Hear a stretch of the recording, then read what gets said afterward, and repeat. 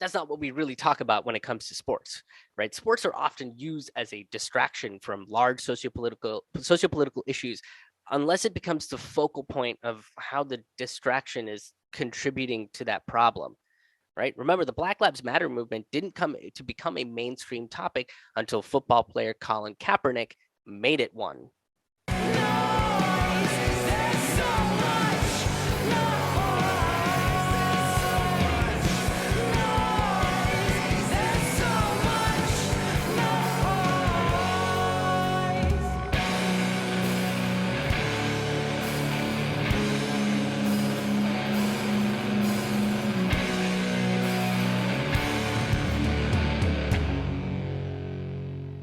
Hello and welcome to a brand new episode of Fork Full of Noodles. Before we get into this episode, I want to tell you guys about some really awesome virtual shows coming up and really awesome live in-person shows coming up as well. If you enjoy these podcast episodes, if you enjoy the Fork Full of Noodles, I write, produce, and record them on the last Thursday of each and every month. The last Thursday of each and every month. It's a whole new show, and you can be in the virtual audience via Zoom every single month. Tickets are available for these shows right now. I'm also producing virtual stand-up comedy shows where I work on new material, tell stories from the road, tell stories from my life that'll eventually become material that you'll see me perform live on in-person shows. So if you want to come kind of see the process and enjoy a more casual, laid-back stand-up comedy show via Zoom in a virtual setting, you can be anywhere in the world for these virtual shows. Come check those shows out. Those ticket links are available on my website at krishmohanhaha.com. It's KRISHMOHANHAHA.com. I'm also going to be on the road with Ron Placone for a week and a half, 2 weeks, somewhere around there in April, from April 16th through the 25th. On the road with Ron Placone. We're coming to Pittsburgh, Toronto, Ottawa, Montreal, Burlington, Portland, Maine, Boston, Massachusetts, and New York City. So if you're in those cities or in cities surrounding those areas, please do come hang out with us. Grab your tickets. Again, you can go directly to my website, which is krishmohanhaha.com. It's KRISHMOHANHAHA.com. I hope to see some of you guys there. And while you're on my website, you can check out my stand-up comedy albums, most of which are available to download for free. You can also make donations, one-time donations, or become sustaining members. If you make monthly contributions, you get a ton of bonus stuff, which includes free tickets to both in-person shows and virtual shows as well, plus bonus stand-up comedy and storytelling content, and a bunch of other really cool surprises. So check that out. And you can also sign up for my email list. And that's important because I'm pulling back from how much I'm posting on social media. I started just kind of automatically doing that, and that has been a great help to my mental health and has helped me focus more on my writing, has helped me focus more on rebuilding my personal relationships and improving not just my mental health, but also my physical health as well, because I can concentrate a little bit more on that. So the email list is a really, really great way to keep up to date on what I'm doing. Email me back about what you think about a particular piece or so on and so forth. So I hope you do that. Again, go to my website, krishmohanhaha.com. It's KRISHMOHANHAHA.com. Thank you guys so much, and now on to the episode. Now, the Pandora Papers and the Panama Papers expose the use of tax havens to illegally hide money and evade taxes by the ultra wealthy. But there are a few names missing from that list. Jeff Bezos, Bill Gates, Warren Buffett, and other American billionaires were missing from the papers. And look, that's not because these guys are upstanding citizens that have given back to the society that built them. No, it's because they've benefited from the corrupt and very legal tax evasion system in America. In America, the average working class person who makes $70,000 a year pays a tax rate of 14%. And if you make over $600,000 a year, your tax rate is 37%. So if you're a billionaire, you'd pay 37% of your income to taxes, which would be hundreds of millions of dollars per billionaire pumped back into social programs, infrastructure, and yes, some of it will definitely have to go into whatever is keeping Nancy Pelosi together. It's a lot. I feel like it's a lot of clothespins. It's a huge clothespins budget for that. The top 25 wealthiest Americans increased their wealth by $401 billion between 2014 and 2018. They paid $13.6 billion in federal taxes over 5 years. That's a tax rate of 3.4%. And this is the collective tax rate of 25 billionaires. 25 billionaires together pay 10% less in taxes than someone who makes a fraction of a percent of their income. So the question you have to ask yourself with that is, do you believe that this is fair? And I'll go ahead and answer that question for you, assuming that you're a good person that believes in freedom and, all that jazz. Fucking no. No, this is not fair. Why would anybody think this is fair mathematically? It doesn't even make any sense. How could you know regular math and think that this makes any fucking sense? That's crazy. Why would you come up with any other answer if you believe in math? Okay, so how do people like Bezos, Gates, and Musk and everybody in that 1% category, how do they get away with paying an astronomically low tax rate while average Americans are footing their bill? On an individual level, billionaires pay a maximum of 3% in taxes, right? In 2007, Jeff Bezos paid $0 in taxes because he operated at a loss. Despite his income being reported as $46 million. He should have paid approximately $17 million in taxes that year. The losses come from side projects, deductions from interest payments, and vague categories like, quote, other expenses. Come on. I mean, come on. We all know what other expenses really means, Jeffy. Huh? It's pee porn, isn't it? That's what it is. It's definitely pee porn. We all know how you treat your employees. We get it. You're into some weird shit, and no one's here to kink shame you, but we are going to shame you for being a piece of shit. So, look, this is what we fund when we shop at Amazon. Everybody that shops at Amazon should feel very dirty, very, very dirty about themselves. One of the ways that billionaires keep their taxes really low is by separating their income from their wealth. Wealth comes from assets like stocks, trusts, bonds, or property, right? This is why billionaires need like a summer home and a winter home and like a home for when the leaves change color and like a beach house and a condo and a fuck pad, because you don't want to make God angry with all of your other assets, but you still want to get your hands on somebody else's assets. You know what I'm saying? You guys get it? You guys got it. You guys got it.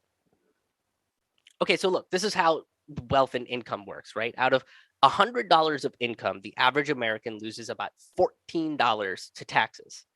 The rest of them go to expenses, and if there's anything left, it goes into a savings.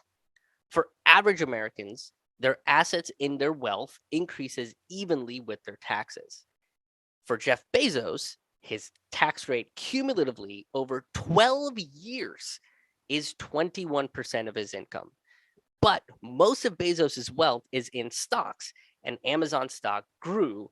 And so his wealth is far, far, far greater than his actual taxes. Right? As you can see here, this is the difference between his income and his wealth. Right? Because Bezos' wealth is tied up in that, right? He doesn't have to pay that much taxes. Americans actually paid $160 in taxes for every $100 of wealth growth. And Bezos pays $1.09 per $100 of wealth growth. And this is why it's not really a noble gesture when a billionaire says that their take-home income is $1 for the whole year. I mean, realistically, this means that they get to cash in on things like EBT, Social Security, tax rebates, and welfare payments and continue to avoid more taxes. The national income tax was instated in order to pay for the Civil War. Thanks, racists. I mean, look, at this point, no working class person should support any war effort, right? It really, if we would have just learned to talk this out and like share our feelings, maybe income taxes and taxes in general would be way lower and utilized for things like that actually mattered, like healthcare instead of killing black and brown people across the globe. By 1918, 15% of the American families paid taxes. About 80% of it came from the top 1%. The question of what counts as income came into question in 1916 when Myrtle Macomber received her dividends from Standard Oil, which she received in the form of additional shares. She paid her taxes and then challenged it in courts, claiming that she hadn't really received any income, but had gotten wealthier. Therefore, the shares were not taxable as direct income.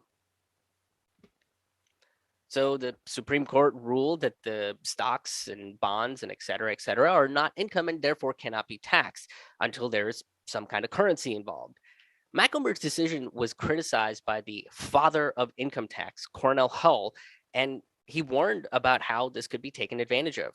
He said, quote, people can live upon the value of their company stock without selling it and, of course, paying for it. And this came true in the 70s when antitrust organizations stopped the breaking up of large monopolies. I mean, hell, we still see it today, right? Look at how many pies Jeff Bezos has his little claws into.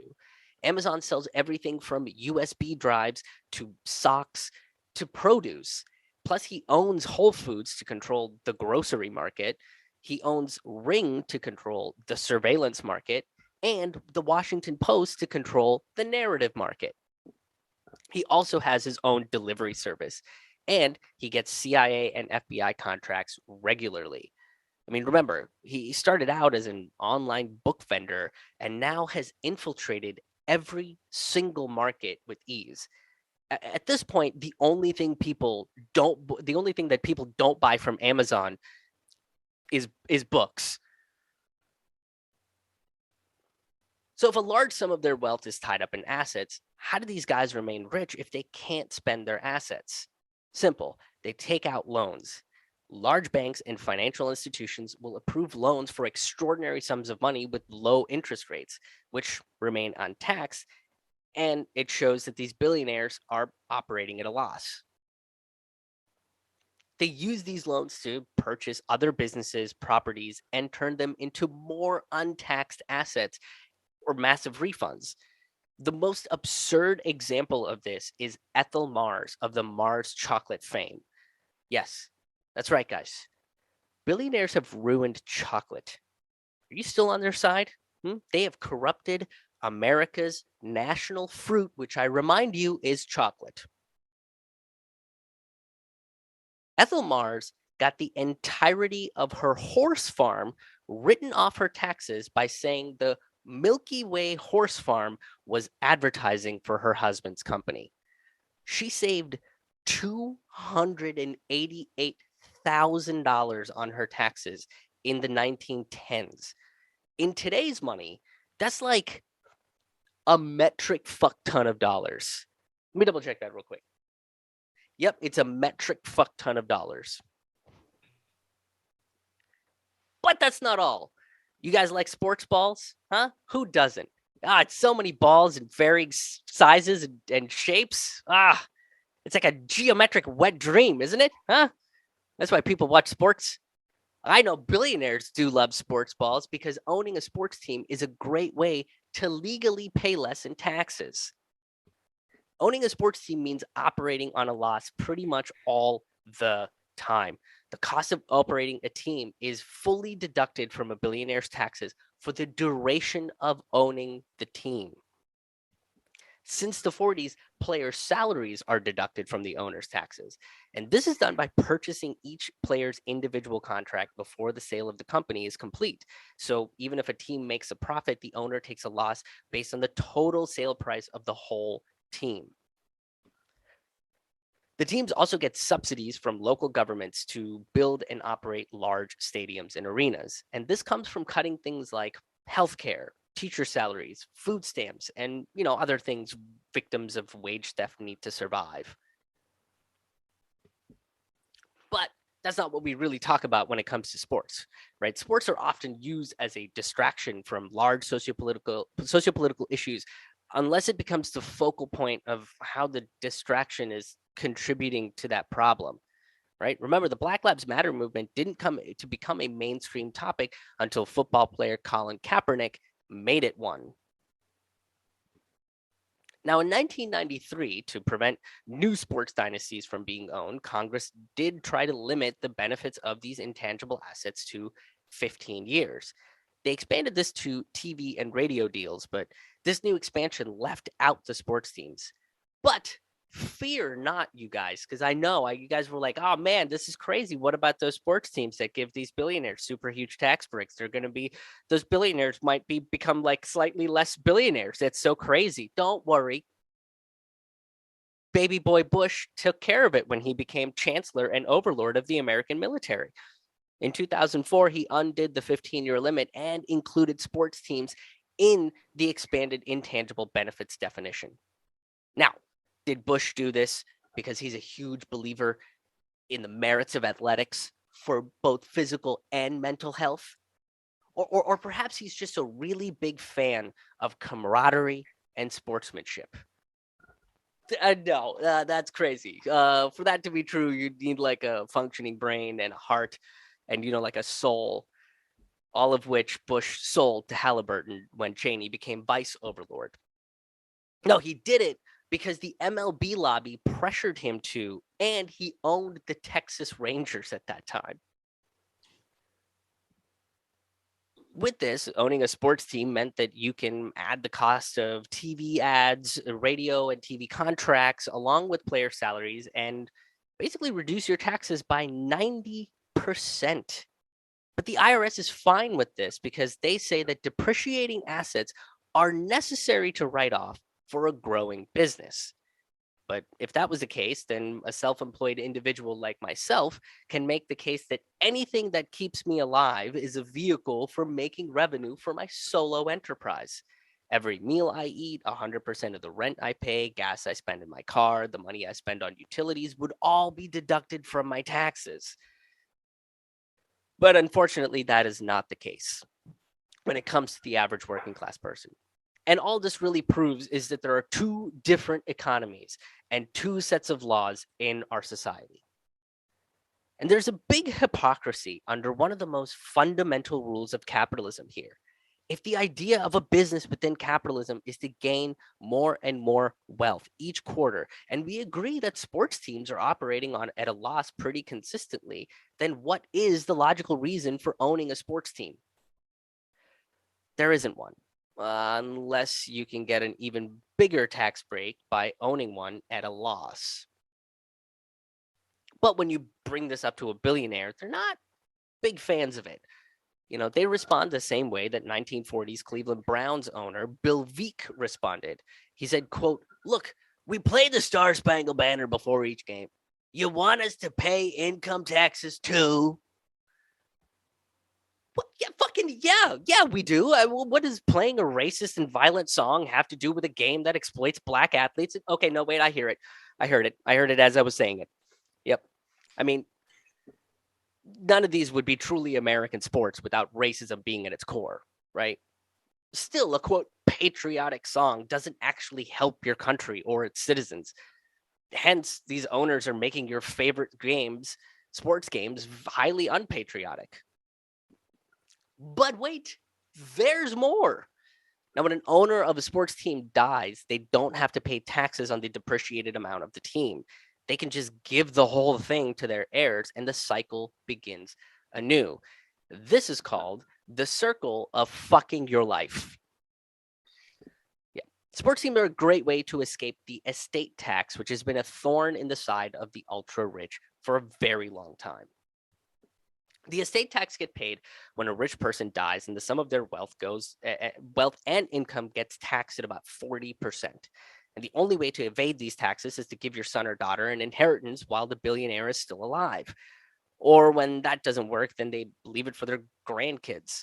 So procreation is incredibly important, not because of love or wanting to carry on your family name or any of that bullshit. No, but for business reasons, real American reasons, right? We need to figure out who's going to carry on this hoarded wealth. Look, every capitalist, Democrat or Republican, liberal or conservative, harps on the poor having a lot of kids as a way to get more in welfare payments and save money on taxes, right? Yet we have not heard a peep from these same people when the rich are literally doing the exact same thing. They wrote it into law that they evade taxes by giving it to their heirs. The rich are the only ones having anchor babies in America. Okay, and the anchor babies are drowning the working class. Now, imagine telling a kid they were born to help grandma and grandpa avoid taxes and keep the average working class struggling nonstop. The options for that kid to continue, is to either continue being a sociopath like his ancestors, because they're all they are is just a walking pile of cash, or revolt against the system that their grandparents set up to ensure the lives of billions of other people are bettered. Or yes, they could become like a really warped version of Batman who's like super dead on the inside and is very okay with beating up poor people. That's an option too. I feel like I just pitched the next Zack Snyder Batman reboot. Fuck. Look, regardless, capitalism is breeding a new generation of trauma and mental illness. Andrew Mellon is the architect of how people can hide their assets and escape paying taxes even at their demise. Mellon was President Harding's Treasury Secretary and again is called the prophet of trickle down. So he was drowning in fiscally responsible and wildly racist pussy.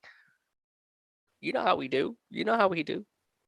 Look, as the head of the Bureau of Internal Revenue, he ordered them to find 10 loopholes that the rich can use. He later confesses to using 5 of them. I suppose we should adorn him for not using all 10? Way to go, Andy. Way to show some restraint, buddy. Okay, maybe this fact will convince you that we shouldn't be building statues of cretins like him or worshiping these people like noble gods. The Mellon family believed the rich had to pay high taxes because of Black people and voting rights. Yeah, it wouldn't really be a true American story if it wasn't blatantly racist, just for kicks. When President Franklin Delano Roosevelt wanted to raise the taxes on the super wealthy to 94%, which would have included a raise to the estate tax, Mellon responded by saying, quote, "The social necessity for breaking up large fortunes in this country does not exist." He followed that up by saying, "I am this country." Yeah, and then he became capitalism itself, you guys. Okay, some say you can hear him disparaging the poor every time someone takes out cash at the ATM. Just little whispers. He also called the estate tax economic suicide, which only goes to show that mental health concerns are real when it comes to the economy, right? When the economy faces trauma, everybody's like, "Oh my God, we should really care about people's mental health." Right? When the Wall Street algorithm no longer sees the value of its own life and wants to kill itself, the billionaires are empathetic to talk about things like suicide awareness and depression. Oh, the silent killers. But as he was becoming more of a walking ego flesh bag, the Great Depression occurred in part thanks to the tax cuts that Mellon awarded his rich pals. Now, Mellon's estate wound up paying about $668 million in taxes, but that was a drop in the bucket considering most of his assets had been parsed out to his kids. And Mellon's not the only one that's gone after the estate tax. The first black billionaire, Robert Johnson, owner of Black Entertainment Television Network, claimed that eradicating the estate tax would shrink the income divide between black and white Americans. Now, when asked to explain this in intimate detail, he threw down a smoke bomb, and in his place was Cedric the Entertainer. Everybody was confused, including Cedric. He didn't know how he got there. It was a terrifying moment for all of us involved. Don't understand how that happened.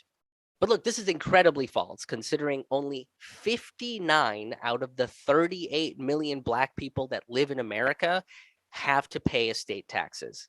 So I guess it would shrink the gap between a few white billionaires and the even fewer black billionaires.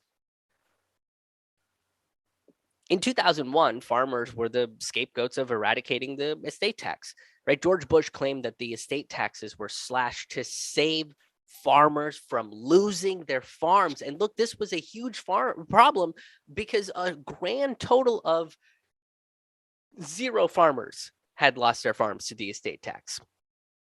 Fucking 0. The cruel fact about all this is that this is all legal. If you talk to any billionaire about their taxes, they usually respond by saying they're paying all the taxes they owe. And it's true. The problem isn't just billionaires, it's the fact that our system is bought and sold. If you're going to have a government run by capitalism, all you'll see is rampant inequalities masquerading as the greatest democracy on earth. Thank you guys so much for tuning into this episode of Forkful of Noodles. If you guys enjoyed this episode, please give it a big old thumbs up, a retweet, and share this out with as many people as you can. Share it with a friend, share it with an enemy, share it with anybody that you think would find some kind of value from this episode. The focus of this channel is and always will continue to be a historical and psychological lens on various sociopolitical topics, and I will do my best to break them down and add some comedic flavor so we can we can all enjoy the depressing information that we all kind of have to contend with, and hopefully drive positive change in our lives. So if you enjoyed that, if that is a goal that you enjoy, please do hit the like button. Please do make sure that you're subscribed to my channels, and please do share this out with as many people as you can. And if you want to become a sustaining member, make a one-time donation, come to a virtual show, come to a in-person live show, and want to know when I'm coming to a city near you, you can do so directly on my website at krishmohanhaha.com. It's KRISHMOHANHAHA.com. I post videos on this channel every Monday, every Thursday, and then infrequently throughout the weeks as well. So please do make sure you're subscribed. Please do make sure you're on the email list to get new information from me and just a list of all the videos I've produced throughout the week. So that, again, all of that is available directly on my website at krishmohanhaha.com. But till then, thank you guys for tuning in. Be good to yourselves, be good to each other, and we'll see you on the road. Bye, guys.